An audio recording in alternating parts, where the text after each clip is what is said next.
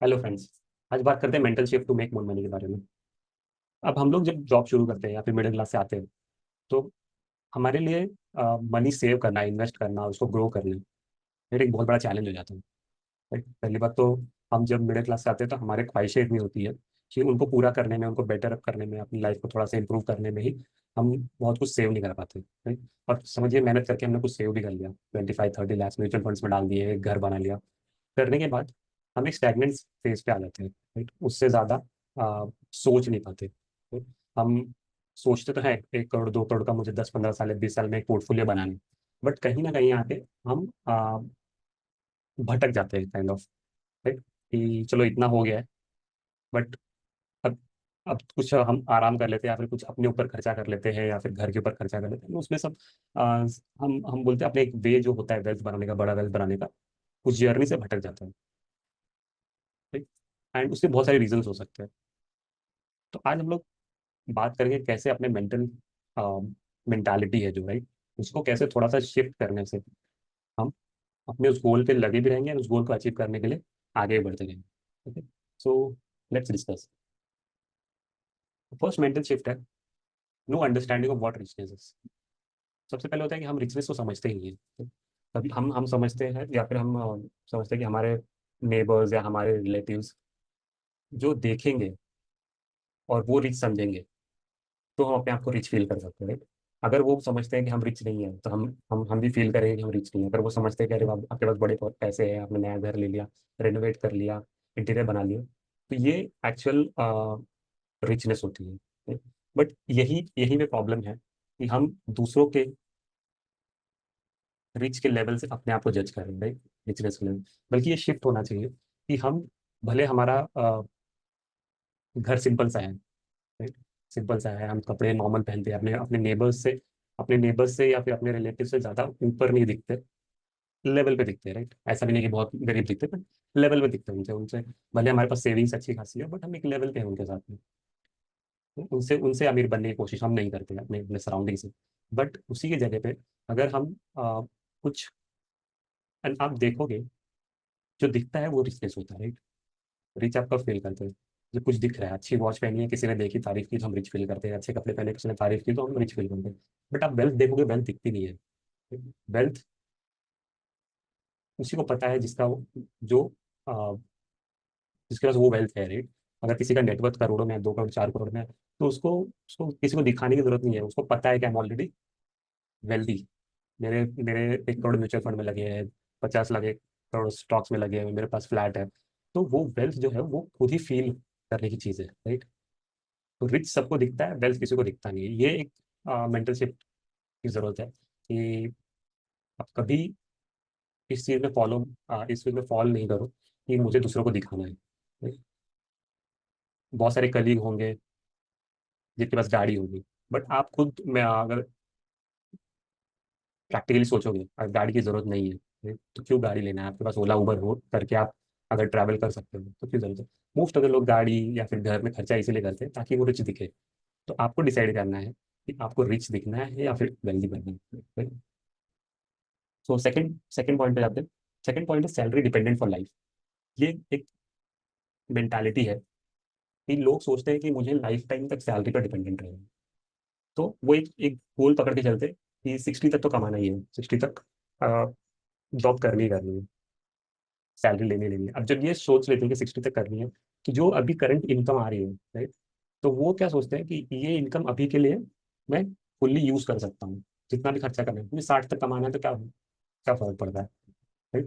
तो वो जो इनकम आई है वो सिर्फ अपने अब कंज्यूम करने का सोचते हैं उस इनकम से, कि आज की सैलरी इस महीने की आ गई, अब इसको कहाँ कहाँ खर्चा करना है कर दो, भी कमाना तो स्टार्ट कर दो। बट आप देखोगे दुनिया में जो चेंजेस आ रहे हैं, इसकी क्या गारंटी है आपके पास 40-45 के बाद जॉब होगी? राइट? अब ये हो सकता है आप बहुत अच्छे हो अपने जॉब में, बट दुनिया में कुछ, अब बहुत सारे लोग कोविड के टाइम अच्छे रहे होंगे अपने जॉब में, बट सिचुएशन ऐसा है कि बहुत सारे ले ऑफ्स हुए, कंपनियां बंद हुई, सब कुछ हुआ। उसका अप ट्रेंड भी आया। बट अगर समझो ऐसा सिचुएशन आ रहा है कि बहुत सारे लोगों की जॉब जा रही है एट क्रिटिकल टाइम, तो कभी भी ये सोचना कि 60 तक मैं जॉब करूंगा ही, इसको एज अ गारंटी लेके चलना बंद कर दें। आपको सैलरी डिपेंडेंट नहीं होना है, आपको ट्राई करना है जल्दी से जल्दी आप सैलरी इंडिपेंडेंट हो जाओ। आप आप जॉब में रहो, आप सैलरी लो, बट आप डिपेंड ना हो सैलरी पे। और ये सैलरी पे डिपेंड ना होना आपके मेंटल हेल्थ के लिए भी, या फिर आपके कॉर्पोरेट में भी हेल्पफुल है, राइट? बिकॉज आपके पास, जब आप सैलरी इंडिपेंडेंट हो जाओगे, आपके पास एक फ्रीडम होगा टू से नो। आप कोई स्ट्रेसफुल काम नहीं करना चाहोगे, या फिर ऐसी जॉब में नहीं रहना चाहोगे जो बहुत टॉक्सिक है। इसके लिए सैलरी इंडिपेंडेंट होना बहुत जरूरी है। और कभी इस मेंटेलिटी से बाहर निकलिए कि मुझे, अगर मैं सैलरी में हूँ तो मैं 60 तक तो मुझे कमाना ही है। मैं कई बार लोगों को बोलता हूँ कि मैं 40-45 तक इंडिपेंडेंट होना चाहता हूँ। तो लोग सोचते हैं कि 40-45 के बाद करोगे क्या? करूंगा, मे बी मैं जॉब ही करूंगा, बट एटलीस्ट फ्रीडम तो आ जाएगा। इस चीज़ों को नो बोलूंगा, राइट? और फ्री होके मैं काम कर सकूंगा और अपस्किल करूंगा अपने आप को, right? क्योंकि आप जब इंडिपेंडेंट होते हो, राइट, ये आपके ऊपर प्रेशर नहीं है पैसे कमाने का रेस्ट ऑफ द लाइफ। इसके बाद तो आप और खुल के और फ्रीली काम कर सकते हो। अगर कोई चीज़ पसंद नहीं आ रही, या फिर कोई चीज़ रिपीटेटिव हो रही है, तो आप बोल सकते हो कंपनी में कि ये रिपीटेटिव काम हो रहा है मेरे लिए, किसी और को असाइन कीजिए, मुझे कुछ और दीजिए, मुझे अपस्किल करना है। तो आप फ्रीली वो बातें कब कर पाओगे? वो बातें आप तभी कर पाओगे जब आप डिपेंडेंट नहीं हो। थर्ड मेंटालिटी है डिपेंडेंट ऑन रेस और इंक्रीमेंट टू बीट इन्फ्लेशन। अब आप देखोगे हमारे कंट्री में बोलते हैं कि 5 to 6% इन्फ्लेशन है, और और हमारे जॉब में अगर 5 to 6% हमको इंक्रीमेंट मिल गया, तो हम सोचते हैं ठीक है, चलो इस साल का इन्फ्लेशन हमने बीट कर दिया। बट आप देखोगे कि एक्चुअल में आपकी लाइफ का इन्फ्लेशन 5 to 6% नहीं है, राइट? ये तो गवर्नमेंट का डेटा है कि 5 to 6% इन्फ्लेशन है। बट एक्चुअली आपका लाइफ का इन्फ्लेशन जो है 10-15% होता है, राइट? स्कूल कॉलेजेस और आ, आप एक डिसेंट सोसाइटी में रहते हो तो वहाँ के जो खर्चे हैं वो ज़्यादा इससे बढ़ते हैं। जो गवर्नमेंट का रेट है 5 to 6%, उससे ज़्यादा बेटर तरीके से बढ़ते हैं। और इसके लिए अगर आप डिपेंडेंट हो कि मेरा अगर रेस नहीं होगा, इंक्रीमेंट नहीं होगा, तो मैं इन्फ्लेशन को बीट नहीं कर पाऊंगा, राइट?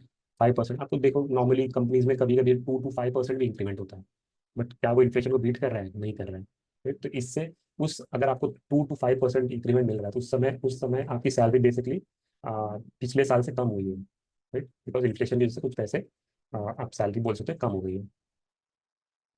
तो इसलिए अगर आपको कोशिश करनी है कि आप ऐसा कॉर्पस बना लो, राइट, कि इन्फ्लेशन बढ़े तो आपका कॉर्पस भी बढ़े। और इससे तभी होगा जब इक्विटी मार्केट में आप इन्वेस्ट करते हैं, राइट?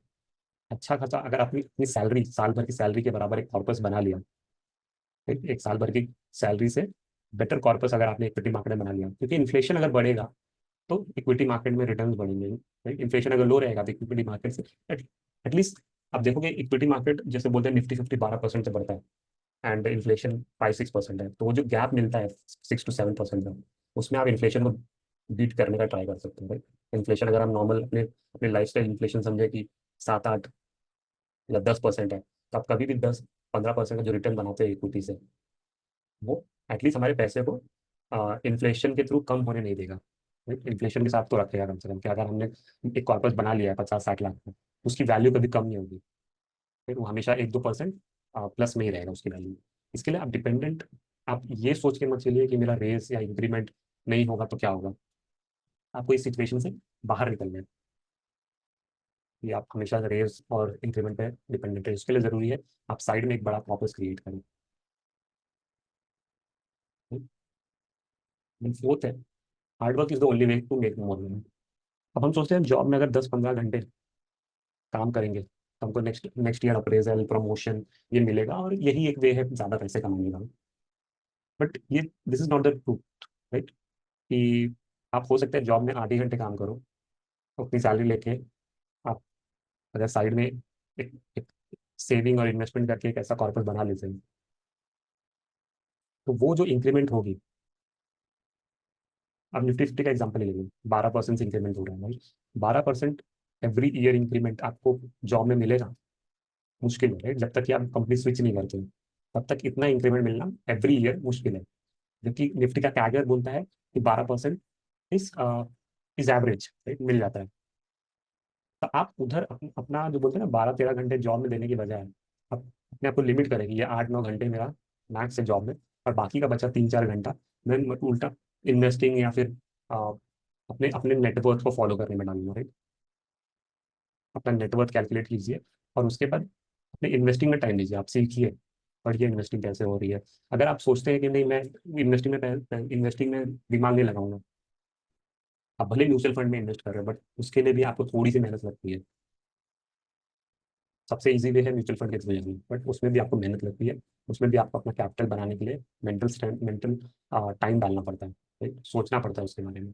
तो अगर वो 8-10 घंटे नहीं देखे आप वीकेंड्स में या फिर अपने जॉब के बाद, उस तरफ ध्यान लगाएं, इन्वेस्टिंग की तरफ, तो वो आपको ज़्यादा लॉन्ग टर्म में हेल्प करेगी, रादर देन कि आप वही ट्राई कर रहे हो कि मैं हार्ड जॉब में ही हार्डवर्क करके ज़्यादा पैसे कमाऊंगा, जो कि एक टाइम के बाद बहुत मुश्किल है।